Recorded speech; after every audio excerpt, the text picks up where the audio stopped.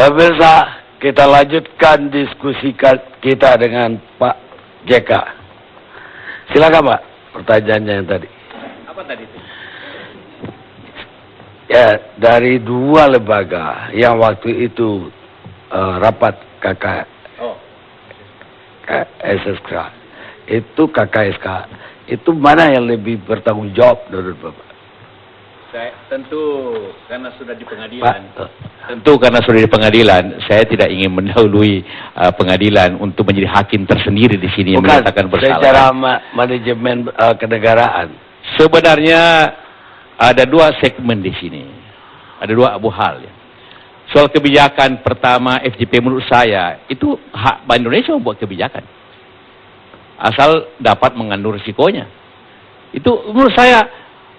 Dia bikin kebijakan dengan diagnosa yang salah sebenarnya. Tapi tidak apa-apa lah, apapun kebijakannya menurut saya kebijakan. Persoalan pokok di sini ialah dua hal. Kebijakan itu kemudian dialihkan menjadi diambil alih bailout. Sudah mulai salah karena undang-undang bukan bailout, harus dengan penjaminan. Kemudian kedua, tidak ada perkiraannya.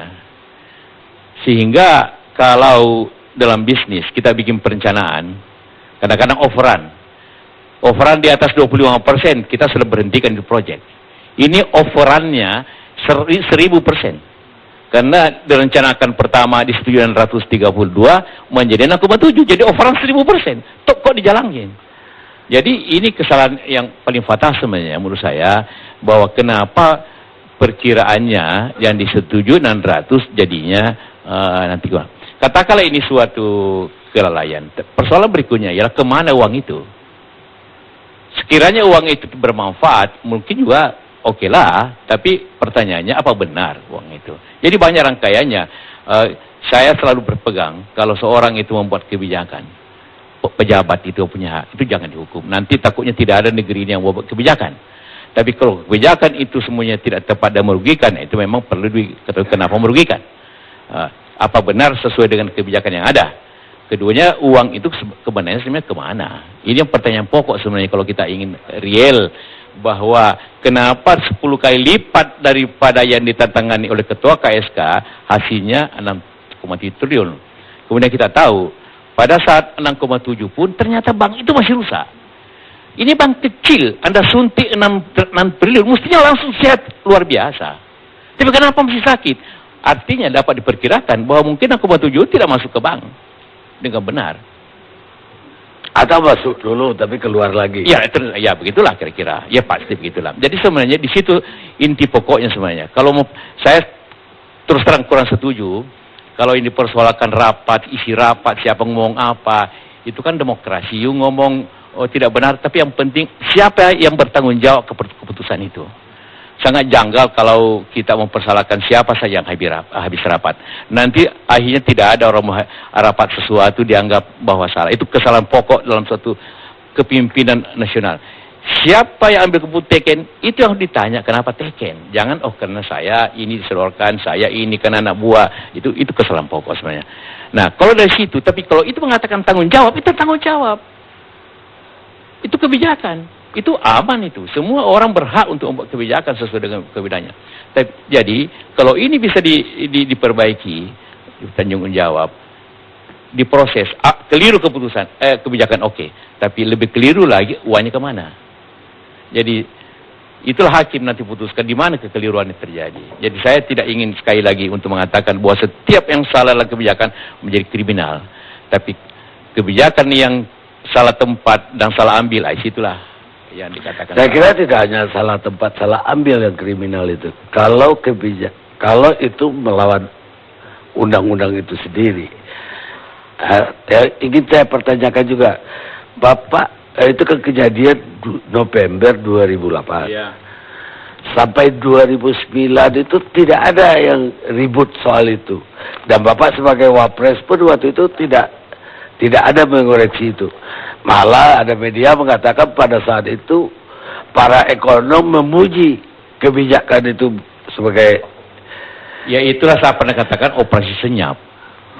Karena saya tegur waktu 2,7. Kenapa Anda berbuat ini? hentikan ini, karena tidak sesuai undang aturan. Saya bilang, tidak sesuai aturan nih, kau buat nih. Kan, karena mestinya penjaminan 2 miliar saja. Ya tentunya, mestinya mereka menghentikan, dan karena mengambil alasan kepada saya bahwa itu dirampok, maka saya suruh tangkap yang perampoknya. Perbuatan tular itu, saya ingin katakan, dalam proses 10 hari, 2 orang saya suruh tangkap. Tanggal 13 ada isu tentang rumor, bahwa ada 5 bank yang akan rush, yang beredar itu emailnya. Saya telepon Kapolri, siapa yang buat? Cari di mana sumber email itu. Polisi mencari sumber emailnya, ketemu, minta maaf, satu anak muda di Bahana, dan langsung ditangkap. Dan itu masuk tahanan juga berapa lama itu, sehingga berhenti rumor.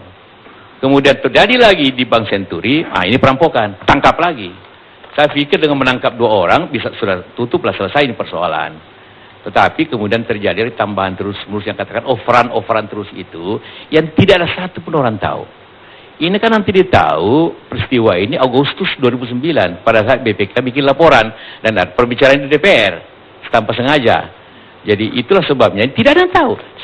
Dan bagi saya pada saat saya bertanggung jawab ini, karena memang undang bunyi LPS itu bahwa LPS bertanggung jawab presiden. Waktu saya pejabat presiden, saya tangani betul. Tapi pada saat presiden sudah datang, tentu saya laporkan subuhnya dan paginya, Pak, ini keadaannya sekarang Bapak yang tangani. Bapak yang tentu lebih mengambil keputusan, jangan saya. Tentu saya tidak bisa. Nah, setelah itu saya lepas. Saya tidak menangani lagi dan saya tidak pernah dilaporin lagi sama sekali. Jadi saya tidak ikut tahu sampai Agustus tahun berikutnya. Karena senyap sekali. Tidak ada satu, DPR juga tidak tahu kan? Sampai dengan Agustus. Orang Menteri Keuangan tidak ada yang tahu. Sampai dengan Agustus. Jadi senyap betulnya operasi. Iya. Gitu katanya.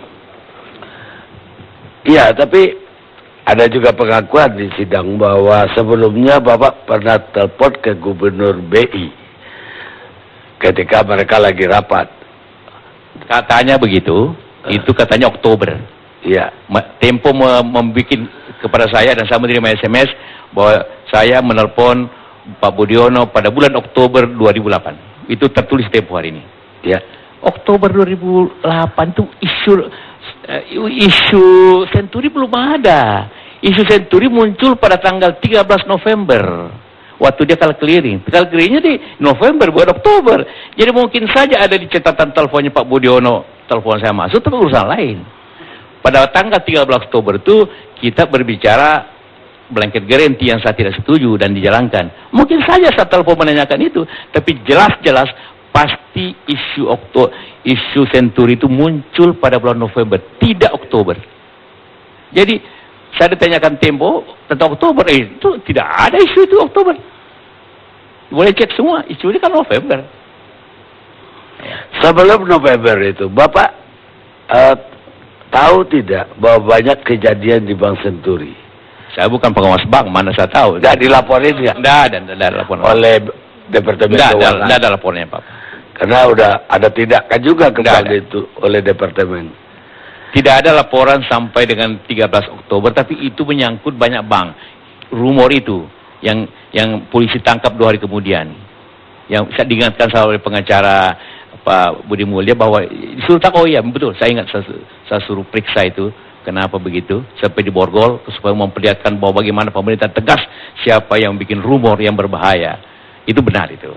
Tapi itu saya bilang, tapi sekali saya ingatkan, tidak boleh ada full garanti, tidak boleh, ingatkan berkali-kali, awas, itu dibunyi undang-undang hanya boleh penjaminan terbatas, tidak boleh blanket garanti, tidak boleh banyak dijamin, nasabahnya dijamin, itu beda sekali. Kita ingin menjaga rakyat, tapi tidak menjaga bankir yang nakal.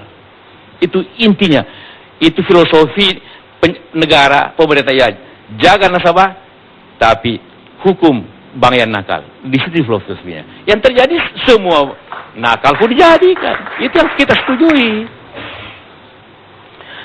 Bapak nggak tahu juga berapa hari sebelum bailout itu ada perubahan KAR dari 8% diturunkan jadi. Oh, apalagi itu, saya tidak. Itu nggak ada teknik. Sama tidak. Tapi saya ingin mengulang lagi bagaimana Miranda mengatakan saya lebih sakit daripada masuk penjara. Berarti di sini ada suatu proses yang betul-betul keliru. Saya cuma dengar saja di rekaman sama-sama kita semua, tapi tidak mengetahui isinya sama sekali. Ini kan pakar nih, Bank Indonesia kan selalu mengatakan mereka independen. Jadi tidak melaporkan ke pemerintah hal-hal yang detail. Hanya polisi yang kita sering bicarakan bersama, tapi tidak hal-hal detail. Malah kalau kita campuri itu kadang-kadang tidak sesuai dengan aturan yang ada. Sekarang tentang SMS, yang benarnya itu Bapak di SMS. Tadi kan kita juga dengar. Pada hari Jumat 21 November itu atau nggak ada sama sekali? SMS itu apa pernyataan Ibu Sri Mulyani, SMS itu laporan ke Presiden, bukan ke Wakil Presiden. Yang waktu itu ada di luar negeri. Dengan catatan ada CC ke Wapres. Saya tidak pernah baca. Kalaupun ada, itu hanya CC saja. Karena itu punya laporan telah terjadi, bukan minta izin. Jadi laporan bukan minta izin, hanya mengatakan katanya, itu pun kuat dan kuat. Kemudian saya tanya, apa sih SMS itu? Ya hanya laporan bahwa telah diambil keputusan. Jadi sudah done, baru dilaporkan. Sekiranya minta izin, saya akan mengatakan jangan. Tapi hanya sudah done. Dan itu ditujukan kepada saya. Kalau tidak ditujukan kepada saya, buat apa saya tanggapin kan? Jelas katakan itu laporan ke Presiden. Padahal pejabat presidennya ada di tanah air yang jaraknya hanya 1 kilo dari Menteri Keuangan. Jadi sekiranya Menteri Keuangan mengerti tentang tata cara pemerintahan, mengeluarkan uang 2,7 triliun tanpa dasar hukum yang jelas, presidennya ada dalam negeri, pejabatnya, kok tidak laporin? Pada jarak kantor kita cuma 1 kilo. Hanya SMS subuh-subuh, apa artinya? Laporannya resmi. Kapan Bapak terima? 25 November. 25 sore. November. Ketemu langsung orangnya? Ketemu. Bapak, apa dialog Jawa? Itu dialognya, kenapa ini terjadi, uang ini kenapa dia hilang. Itulah kata terkriminalisasi perbankan. Jadi saya katakan ini perampokan, iya. Karena itulah maka saya bilang kenapa tidak laporin ke polisi dong? Apa dasar hukumnya? Saya bilang semua orang merampok tak usah ditanya dasar hukumnya dulu, tangkap dulu, baru ditanya. Itu urusan polisi itu. Karena itu karena tidak dilaporkan, saya melaporkan. Saya panggil telepon Kapolri, tangkap itu orang namanya ini. Baru dan di mana orang itu? Saya tidak tahu juga. Ini Bank Indonesia ini, Pak Budion dan Siti Fajira. Pulanglah mereka ke BI untuk cari alamatnya. 2 jam kemudian ditangkap oleh Pak Susno. Karena saya bilang tidak boleh letnan, harus jenderal yang pergi tangkap. Ini urgent, rahasia. Jadi kepala baris krim sendiri yang tangkap itu. 3 bintang Pak Susno itu. Mereka siap ke airport katanya untuk ditangkap. Kalau tidak hilang pula 1 bandit perbankan, hilang pula. Ya. Untung waktu itu perintahnya pakai jam 2 jam. 2 jam lewat 5 menit ditangkap menurut laporan Kapolri. Baik Pak, yang terakhir. Bapak tadi mengatakan Menteri Keuangan kita itu perempuan yang luar biasa dan cerdas. Tapi di lain pihak, Bapak mengatakan keputusan ini nggak masuk akal yang dilakukan ini. Bagaimana orang cerdas mengambil keputusan nggak masuk akal? Bukan keputusannya, alasan keputusannya. Yang antara lain mengatakan nanti kalau tidak diambatasi seluruh bank terkuras. Nah, itu kan sangat tidak mungkin. Artinya tidak akan pernah terjadi. Tidak mungkin semua rekening sekian puluh juta rekening itu tiba-tiba ditarik semua dari bank, disimpan di rumahnya semua uang. Perampokan nanti habis Rabu ini. Hanya pindahkan ke bank yang kecil ke bank yang besar. Dan itu sering terjadi. Nanti mereka bikin lagi antar bank untuk mengatasinya. Jadi itu yang saya katakan tadi, bahwa kedua ini imbas imbas daripada di Amerika, krisis Amerika masuk ke kita karena menyebabkan kurang ekspor, menyebabkan rupiah melemah. Itu akibat saja, tidak menyebabkan keruntuhan ekonomi karena kita sudah persiapkan ekonomi kita dan kita sudah siap sebenarnya menghadapi apapun, termasuk menjamin nasabah tadi itu. Jadi yang saya katakan tadi, janganlah mau kita bawa semua bukti mengatakan tidak ada satu pun yang bisa krisis mendekati 2008, tidak ada. Boleh kita berdebat siapapun. Kalau ingin mengatakan bahwa ini sama 2008, sama sekali jauh. Itu untuk zakat, supaya rakyat jangan keliru lah mengambil judgement bahwa ini kita dibawa sepertinya mau negeri hancur, padahal tidak ada sama sekali. Ya, saya tanggung jawab. Justru itu Pak, bagaimana ada orang pintar ketemu orang pintar mengambil keputusan dengan alasan yang tidak masuk akal. Ya, mungkin mendapat laporan yang keliru. Dapat laporan yang keliru. Ya, itu yang dikatakan bahwa mendapat laporan yang keliru. Atau faktor X. Saya tidak tahu. Atau ada satu invisible hand yang mengatur itu. Saya tidak tahu. Baik, jadi sekarang ke Pak Kwik. Apa aja kesalahan yang Pak Kwik lihat di bank ini? Setelah mendengar ada 3 saksi kunci kemarin, dan Pak Kwik juga jadi saksi setelah itu. Oleh karena masalah ini sudah dibahas demikian intensifnya, sehingga saya memang diminta sebelumnya untuk memberikan suatu gambaran menyeluruh yang sangat komprehensif, dan dalam hal ini ternyata muncul dari 2 kenyataan. Yang satu adalah laporan BPK, yang kedua adalah hasil penyidikan dari KPK yang disodorkan kepada saya sebagai saksi ahli, untuk kemudian supaya saya memberikan kesaksian ahli saya dengan menafsirkan secara ahli. Di situ urusannya bukan hanya fokus kepada KSSK atau Pak Budiono, Pak Sri Mulyani, walaupun keputusan-keputusan mereka krusial dan tidak bisa difahami sama sekali. Itu nanti kalau mau dibahas bisa kita bahas khusus. Jadi Pak Kardi, saya kira lebih baik kalau saya bacakan keseluruhan masalah Senturi ini. Sebetulnya bank ini sejak berdirinya sudah dirancang untuk dijadikan sebuah lembaga perampokan, menggunakan istilah Pak JK, dan sekaligus juga dijadikan lembaga pencucian uang. Nah, ini saya akan membacakan saja 19 pelanggaran sejak didirikannya. Yang penting aja lah. Nah, nanti setelah Kalau dirancang ada komplotan dong Pak. Saya akan bacakan pointersnya cepat sekali. Sesudah itu terserah poin mana yang akan difokuskan. Baik. 1. Pelanggaran dalam bidang akuisisi dan merger yang membentuk Bank Senturi 2001-2002 sudah dilanggar semua. Ketentuan akuisisi dilanggar. Kedua, banyak surat-surat berharga falas yang dibeli oleh Bank Senturi yang berkualitas rendah, bodong, atau bahkan palsu. Penyisihan penghapusan aset produktif atau PPAP tidak dilakukan. Ketiga, pelanggaran terhadap ketentuan tentang posisi divisa neto berkali-kali. Keempat, kredit macet banyak sekali tidak ada pencadangannya. Keenam, LC fiktif kepada pihak terkait berarti membuka LC ingin mengimpor ketika perusahaannya diperiksa paper company. Fit dan proper test sejak awal sudah tidak lulus. Akan tetapi katanya akan ditunda dan sama sekali tidak pernah di fit and proper test lagi.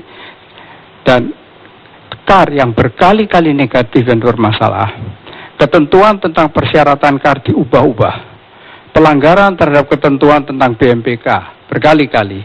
Biaya-biaya fiktif banyak sekali. Pengeluaran sebagai biaya ketika diaudit betulan tidak ada biaya itu. Kriteria tentang dampak sistemik yang diubah-ubah. Dampak sistemik dan pengucuran uang yang urgensinya dipaksakan. Ke-14, kecuali para peserta dari BI, peserta rapat surah pendapat, lainnya tidak ada satupun yang percaya bahwa itu sistemik. Kesemuanya meragukan dampak sistemik dari gagalnya Bank Senturi. Dalam rapat surah pendapat yang berlangsung antara jam 00.15 sampai jam 5, tanggal 21 November, yang bertanya berkali-kali dan yang tidak percaya ini sistemik, bukan orang lain kecuali Ibu Sri Mulyani sendiri.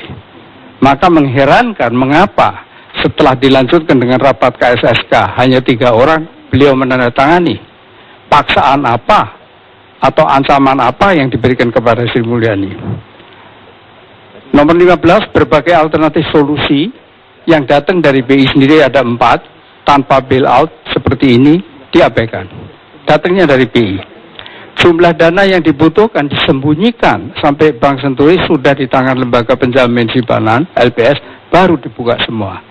Dan yang disembunyikan itu adalah 6,7 triliun minus 632 miliar. Yang dibuka 632 miliar. Atas dasar itu KSSK bilang oke, kalau harus membayar 632 miliar untuk mengamankan mau, setelah di tangan LPS baru dibuka secara berturut-turut sampai 6,7 triliun. 17, penggelapan uang deposito milik Budi Sampurna yang kemudian diakui sebagai kerugian yang diganti oleh LPS. Kemudian dipecahnya deposito Budi Sampurna menjadi 247 miliar sebesar 2 miliar supaya dijamin. Jadi mereka sudah merasa setelah uang itu digelapkan oleh Dewi Tantular ini bakal bangkrut. Supaya kalau bangkrut semua deposito di atas 2 miliar dijamin, maka dipecahlah menjadi 2 miliar karena aturannya 2 miliar. Kemudian yang terakhir nomor 19, dana talangan 6,7 triliun tidak dipakai untuk memperbaiki KAR, tetapi untuk membayar berbagai kewajiban dan penggunaan pribadi oleh para pemegang saham. Tadi ditanyakan uang itu kemana? Sebetulnya jelas dari sini sudah kelihatan dan ini bukan saya yang menulis. Jadi selama Bank Senturi bekerja, uang itu diambil sampai rusak. Setelah rusak minta uang lalu uang itu dengan sendirinya begitu uang itu terima dipakai untuk yang minus karena minusnya dikeluarkannya setahap demi setahap kepada LPS. Maka kesimpulan ini dari BPK atau saya tidak tahu, pokoknya ini fakta bukan fakta saya dari BPK atau dari hasil penyidikan, yaitu 47,70% itu dipakai oleh Rafat Alwarak dan Hafiz Alwarak dan Rafat Ali Rizki, RAR dan HW. 48,54% dipakai oleh Robert Tantular. Jadi pertanyaan Pak Sika sebenarnya terjawab. Jadi hampir 100% itu selama jalannya itu terus-menerus digerogotin sedikit-sedikit oleh para pemegang sahamnya sendiri. Oh, jadi bolong itu yang kemudian ditutup dengan 6,7 triliun. Kira-kira begitu. Oleh karena itu 6,7 triliun masuk dipakai untuk membayar yang rugi, tapi kerugiannya tidak terlihat. Sekarang datang lagi dari 630 miliar 1,7 triliun naik menjadi 2,7 triliun, naik lagi sampai 6. Setiap kali menerima uang ya dia dipakai untuk yang disembunyikan. Tapi Pak Kwik, pada waktu itu sudah dipegang oleh LPS, bukan lagi oleh Arafat. Memang. Jadi pasti uang 6,7 bukan lagi mereka yang ambil. Bukan. Jadi mereka sudah mengambil sepanjang sebelumnya diambil, tetapi disembunyikan. Seolah-olah masih ada aset. Setelah di tangan LPS baru dikeluarkan ini loh. LPS ada alasan juga. Kalau itu banknya ditutup, tidak di bail out, maka negara juga melalui LPS harus membayar deposito nasabah 5 triliun. Itu tidak betul, oleh karena tidak benar itu. 5 triliunnya yang mana? Oleh karena demikian, jadi di sini dengan bailout ini sebetulnya pemerintah atau Pak Budion sebenarnya itu terang-terangan melanggar peraturan tentang blanket guarantee. Blanket guarantee mengatakan demikian, setiap orang yang mempunyai uang disimpan di bank dan banknya rusak, hancur sampai tidak bisa membayar, dibayar 2 miliar. Kalau depositonya 2 miliar, dibayar 2 miliar, di bawah 2 miliar, dibayar di bawah 2 miliar, 100 miliar hanya dibayar 2 miliar. Tetapi dengan bailout, sekarang semuanya dibayar penuh. Jadi itu de facto sebetulnya sudah melakukan itu sendiri, ansih pelanggaran terhadap peraturan yang masih berlaku, yaitu pelanggaran blanket guarantee, yang sering dikeluarkan oleh Pak JK, itu adalah pelanggaran yang tidak pernah muncul. Maka kita diskusikan mendalam, mungkin menjadi perkara tersendiri ya. Baik, ya saya tambahkan begini. Ya dijamin LPS itu kalau bunganya sama dengan bunga penjaminan. Kira-kira waktu itu berapa? 6-7%. Kalau tidak ada kejahatan, jelaskan seperti katakan nih. Ada deposito 1,7, dipecah 2, itu sudah pidana itu. Masuk dalam aturan, tidak bisa dibayar itu. Sebagian besar itu bunganya tinggi sekali. Semua tidak ada wajib dibayar sebenarnya. Jadi kita harus menghukum juga nasabah yang memperbodoh sistem. Jangan semua perbuatan mereka lari ke negara, ke rakyat. Dan itu menurut perkiraan saya tidak lebih daripada mungkin di bawah 1T saja, wajar-wajar. Lainnya tidak wajar semua. Jadi nggak benar bahwa kalaupun tidak bailout, negara tetap aja harus keluar duit. Nah, benar. Karena itu kan kejahatan semua yang terjadi dalam. Seperti tadi 1,7 itu dipecah 200, ada besar pasalnya, tidak boleh begitu. Harus diukur dari mana tiba-tiba semua karyawannya bank itu ada depositonya. Padahal itu kan bodong-bodong aja semuanya. Itu masa diketahui. Jadi semuanya kecil sekali. Bukan hanya karyawan, Pak. Orang yang melamar di bank itu. Iya, apa saja. Ya itu semua kejahatan kan. Itu bisa ditangkap, pidanakan semua. Tidak boleh bayar gitu kan. Pak Kami tadi tanya, seandainya tidak di bail out, itu yang rugi siapa? Yang rugi adalah para nasabah yang depositonya di atas 2 miliar. Oleh karena peraturan itu sudah di masyarakat yang sudah lama dikatakan, pandai-pandailah memilih bank. Kalau Anda memilih bank yang salah, pemerintah menjamin sampai 2 miliar.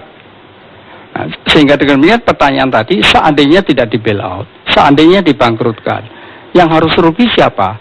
Yaitu para deposan, para kiran, para penabung yang uangnya melebihi 2 miliar.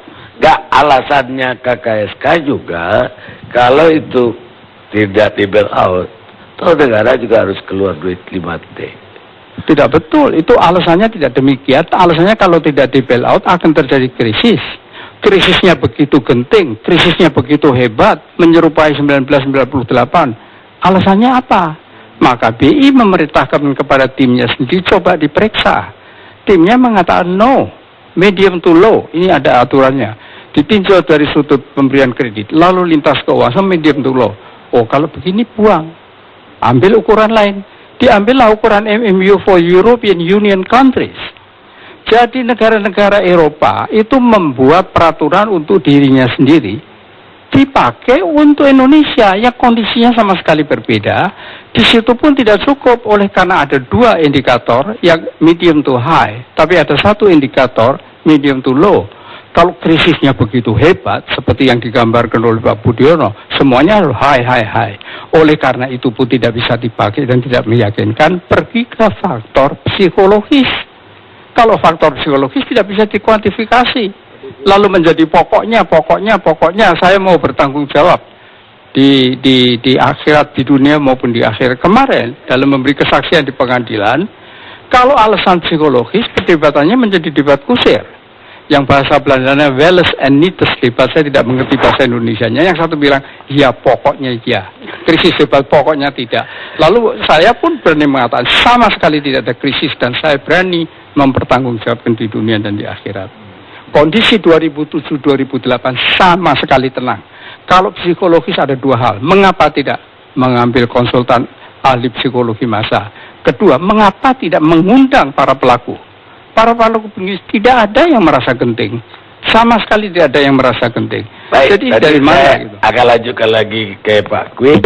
Untuk Pak JK yang terakhir, ada lagi satu argumen Pak JK. Untuk Pak JK. Ya. Bahwa karena diambil keputusan bailout ini, maka hasilnya pertumbuhan ekonomi Indonesia 2008 jadi bagus. Kemudian krisis tidak ada. Ya memang tidak masalah. Ekonominya tumbuh 6% ya. Inflasi. Jadi bukan karena bukan sama sekali. Memang keadaannya jauh lebih baik kok. Dan yang dikerjakan bukan hanya itu, jangan lupa seperti katakan kita bikin subsidi swasembada pangan. Harga minyak disubsidi dikurangi, penghematan luar biasa, dorong ekspor ke tempat lain. Jadi jangan pikir bahwa hanya dikerjakan oleh masalah moneter saja. Ini masalah real kita kerjakan luar biasa pada 2 tahun itu. Banyak hal, tidak hanya itu. Nanti Bapak, segmen berikutnya kita harus istirahat sejenak.